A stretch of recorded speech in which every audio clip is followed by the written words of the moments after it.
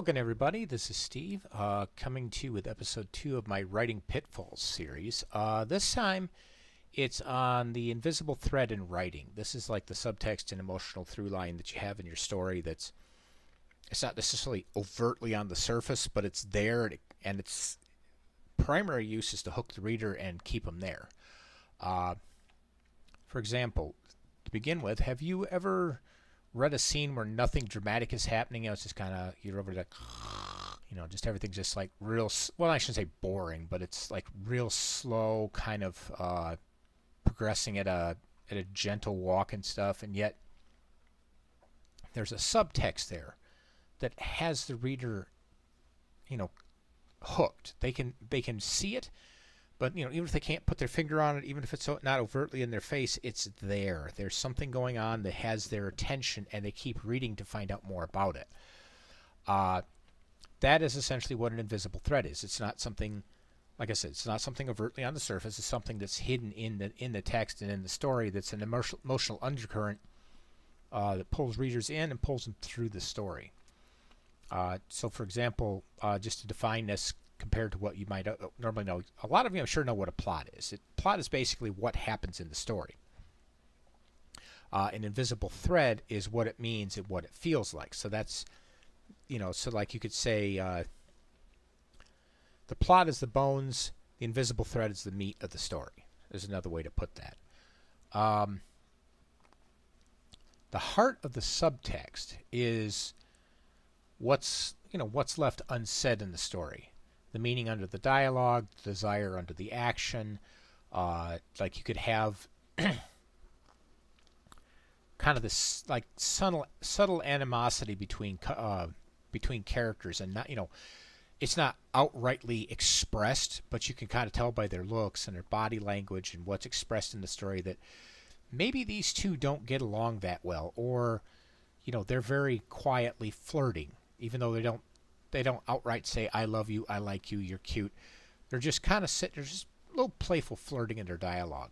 Nothing in your face, just there, just enough that kind of throws up little flags and go, oh, what's going on behind the scenes here?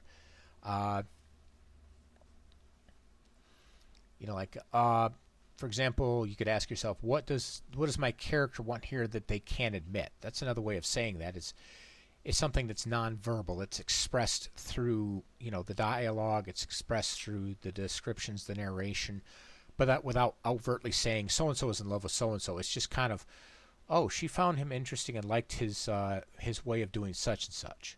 Well, that's not outright saying, hey, she likes him. It's, oh, there's something about him that interests her. So, and it's like another thing is, what emotions are they fighting beneath the surface? That's another thing you can bring out in your writing. And I'm explaining partially what it is, so you can avoid the pitfalls of doing it wrong. So if you're wondering why I'm explaining this on a pitfalls video, that should hopefully help you understand. Anyways, getting back to what I was saying about the emotions they're fighting under the surface that they can't express, is that somebody asks, are you all right? The character says, no, I'm fine. World's falling apart inside them, but they're over there on the outside saying, no, I'm fine.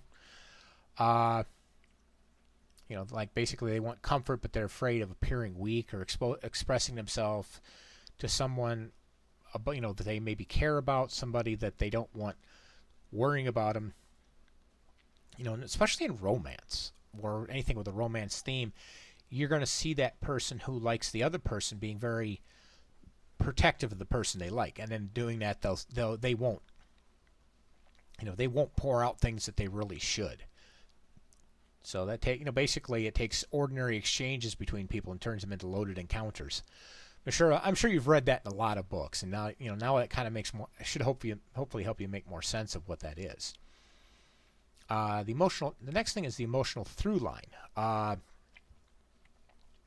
This is the direct emotional journey your character takes through the story. So even when the plot point stalls, emotions still keep things going. Like you could have it where nothing's happening, it's a rainy day, and a dude's sitting over there on the porch crying his eyes out because his girlfriend left town for 2 weeks. Something like that.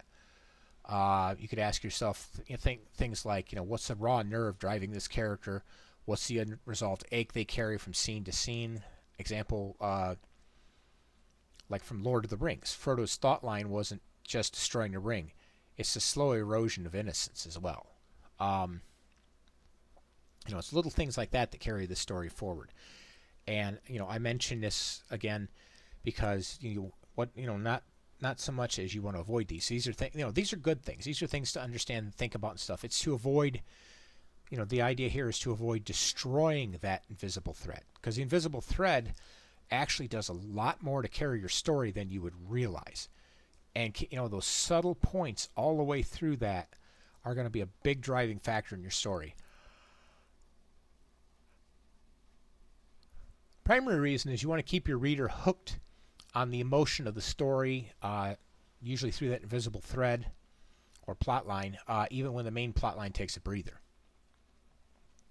Another way to build this and reinforce it is that the invisible thread thrives on contrast. What a character says versus what they mean or what they actually do. That's a big one. What they want versus what they fear. You'd be surprised how important that is in a story. They might say, "I want to marry her," but they're afraid that she'll reject them. And I'm saying a lot of this from a guy's perspective because I don't have a girl's perspective in this. But the girls, you probably get the same idea of, you don't want to say anything to the guy because you're afraid he might walk away and reject you, and then everything you've invested just got chucked out the window. So another thing to look at is like the scene. The scene itself. It might be calm on the surface. You could have two guys or a guy and a girl or a couple of friends, whatever, sitting around a coffee table, drinking coffee, drinking tea. Everything's calm and serene on the surface, and underneath it looks like Hurricane Katrina. And I'm sure you've experienced that in real life, where the room is calm but you're not. Then it could be something as simple as maybe there's a big decision they have to make, but it's something that they don't want to talk about. Maybe if it's a guy and a girl, they're in love, but that's something they're having trouble expressing or they're still exploring. It could be two rivals that are just plotting against each other. It's basically the reason it works is readers love being in on the secret. That an outside observer who's not privy to what's going on behind the eyes of the individual characters will look at that and not see anything, but the reader, through the help of the author with narration and dialogue and other things like that, sees that there's a whole other subtext underneath there that you have to be aware of and you have to work through and so forth. Another thing to look at is techniques to strengthen the thread, which will help. If you can strengthen the thread, it'll help you keep from failing at putting this together. Body language beats words. That's one of my first points on this. And I've mentioned that already. Body language being one of the important parts. But body language, believe it or not, even in real life, speaks way more than words do. If you become a people watcher like me, you're going to look at what somebody is saying, or you're going to hear what they're saying, but you're going to look at what they're saying. And when I say that, you're going to look at their body language. Here's a good one that comes ironically enough from a dream of mine. I was in a party and I come up to this one guy and he's just, this dude's just grinning like a greasy car salesman. And I'm like, okay. And I just said, so what do you do for a living? And he looks at me with that same kind of sly grin and says, look at page 9 in my book and it'll explain everything. And I'm just like, oh, you're one of those kind of guys, And it wasn't, all he said was just look at page 9 in my book. His body language and everything else said the rest. Basically his one sentence was kind of the capstone to what I was already reading and what I saw with him. Just walking up to him, I already knew he was greasy. And then he said that, all your answers will be, all the answers you need can be found on page 9 of my book. Yep, okay, that's all I needed to know. Bye. Turned around, walked away. So that's a great example of body language beating words. The words didn't explain who he was. They more or less confirmed who he was. The body language and everything else explained who he was. So, and it doesn't have to be somebody like that who looks like a greasy car salesman. It could be a trembling hand, avoiding eye contact, fake laughter. And we all know what fake laughter looks like. Yeah, okay. Anyways, you get my idea. Symbolism and motifs. These are recurring objects and images that hint at hidden desires, such as the broken watch symbolizing lost time. That's a great metric in your story. Like maybe somebody, I can't remember the story, but there was a guy who, throughout the whole story, he always held this card in his hand, and I think if I remember correctly, the card was a king of hearts. And he would sit there and hold the card and kind of caress it and stuff. And it doesn't seem like much until later on you realize that this is kind of his emotional support animal. Of course, in this case, it was an emotional support playing card, because there was a girl he really, really loved that had dumped him. And there's a lot of explaining that goes into the card, but the card basically was the that little symbolism or that motif for the the emotional thunderstorm that was going on inside of him. Another thing you have is internal contradictions, letting your characters act against their true feelings, like love to cruelty, fear to bravado. So like with the like the love to cruelty thing, they might be a cruel person, but to get what they want, they might pretend to love someone, or they might actually love someone, but they can't express it correctly, and through frustration, they act cruel. Same thing with fear and bravado. They're actually scared out of their gourd, but they act brave, or they're courageously brave, but because of something in them, they act fearful. So, it's basically internal contradiction. And also, next thing too is to leave gaps. Don't explain everything. Let readers connect the dots. You lay down the foundation, let them put the bricks in. Because you don't have to over-explain everything. You want them to know. I think a good way that was explained to me is tell the reader only what they need to know. And leave the rest to the story. So, like if somebody is, just personality-wise, let's say they're a real pencil neck. Don't say they're pencil neck. Don't explain why they're pencil neck. Show it in their body language. Show it in how they speak, how they act. If you've been around people long enough, you know who a pencil neck is. You know what their personality's like. I don't even need to explain it. I say the name, say the word, and you just automatically picture that in your head. If you don't, go look up what it is. You'll quickly realize, oh, I actually do know what this looks like because I work with somebody like this. I think we all have at some point in time. Anyways, like I say, you can call them a pencil neck if you want to kind of shortcut the building of who they are. But at the same time, if you really, if they're like a brief character, they're only going to be there for a short time, tell who they are. That's no problem, because you're not going to draw out this long invisible thread with them. If there's somebody that's going to be there a while, and there's somebody who's going to be a major character, then don't tell who they are, show who they are. Remember, it's the old adage in writing of show versus tell. You want to show, you don't want to tell. You tell if there's not enough space to express who they are before they go away. And that person in that story needs to play a major part with the main character, sub-characters, whoever. They have to play a major part in the story, but they have a very short period of time to do it. Now, like a good example of showing is in my book I'm working on, The Man Who Reached for God. There's this character in there called Eleanor Graves. And if you've ever seen Chicken Run and you know Miss Tweety, Miss Graves is like her sister, basically.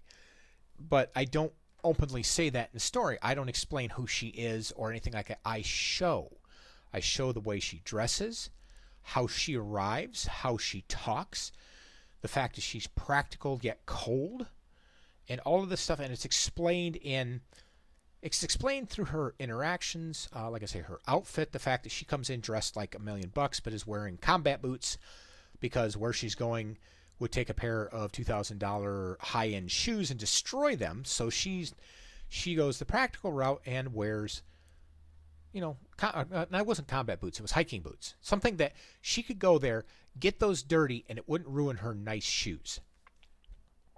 So she's cold, she's calculating, but she's practical, and that's all explained just by how I describe her and how she's dressed and how she acts and stuff like that. And that's what you need to do. But like I said, you don't have to explain everything. Some things you can explain just by showing things that they're doing. Like, maybe they are one of these kind of extreme pencil pushers. You better follow the law dot and section and follow it to the letter.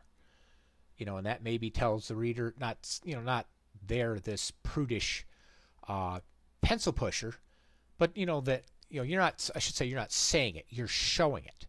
That they're the very cold, calculating. They're a pencil pusher. They're all about order and everything going their way and stuff like that. And you want to show that, but like I said, leave enough there unexplained that the readers themselves can connect the dots. Sometimes you'll even leave things out that you could show,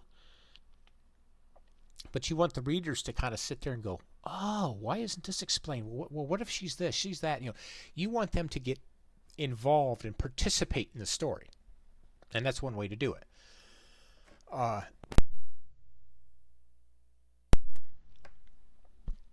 Now, a good way to do this, if you want to practice it before you actually start into a book and really start committing yourself deep, as practical exercises would be take, this is kind of a try it now, give it a spin, maybe do a 2-paragraph scene where you're practicing this. You could start by rewriting a piece of dialogue with the opposite subtext, like a love confession disguised as an argument.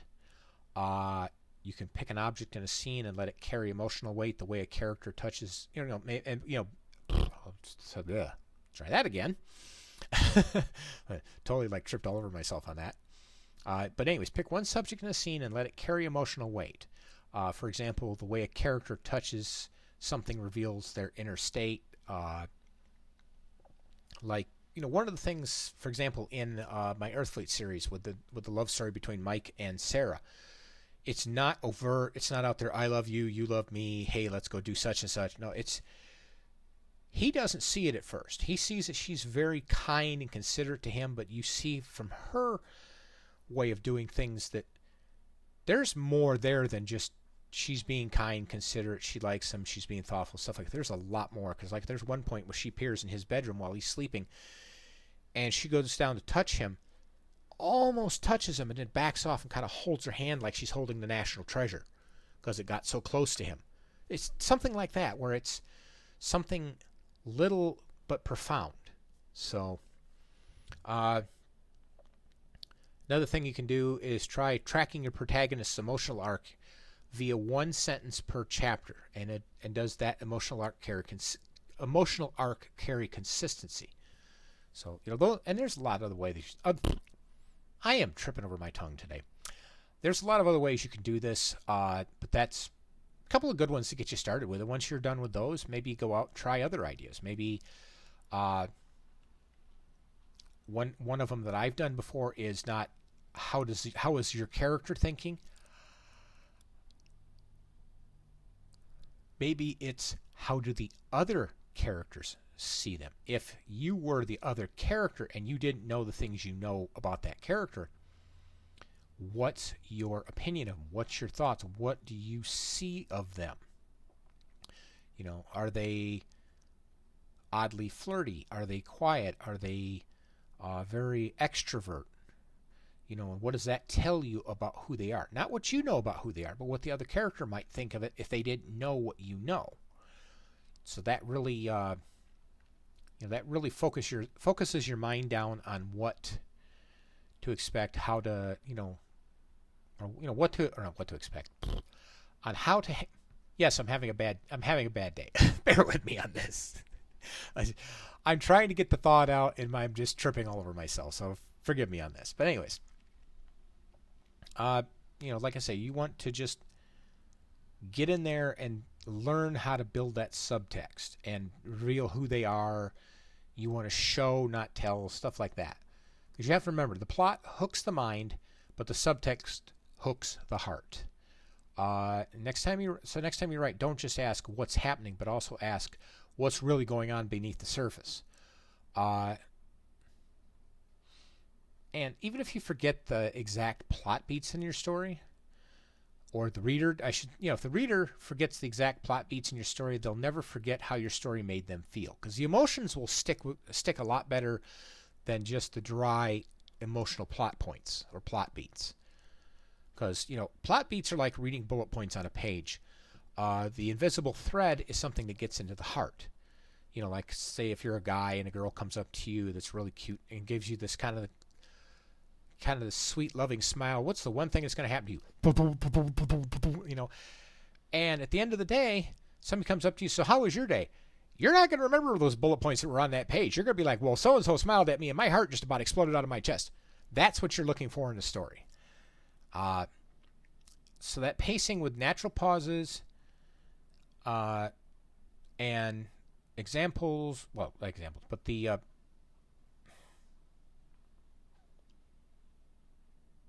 hold on, get my thought here again. Like I said, this is one of those days when my brain's like doing the squirrel in a hamster wheel at 5,000 RPM. So I'm doing my best to try to stay focused here. But anyways, that's the basic outline for this. That's things you should do, things you should avoid, and stuff, so that this does not become a writing fail. You want something that grabs the reader and holds them the whole book, and when the book is done, they're like, "Aw!" You want it where they're actually disappointed that the book ended. Because it has, even if it's a really good ending, it wraps everything up, everything's perfect. They're at the end of the story. There's no more thread. There's no more plot. There's no more characters interacting. It's done, and they're over there going, they're going, "Aw, I want more." So, that's when you got it right.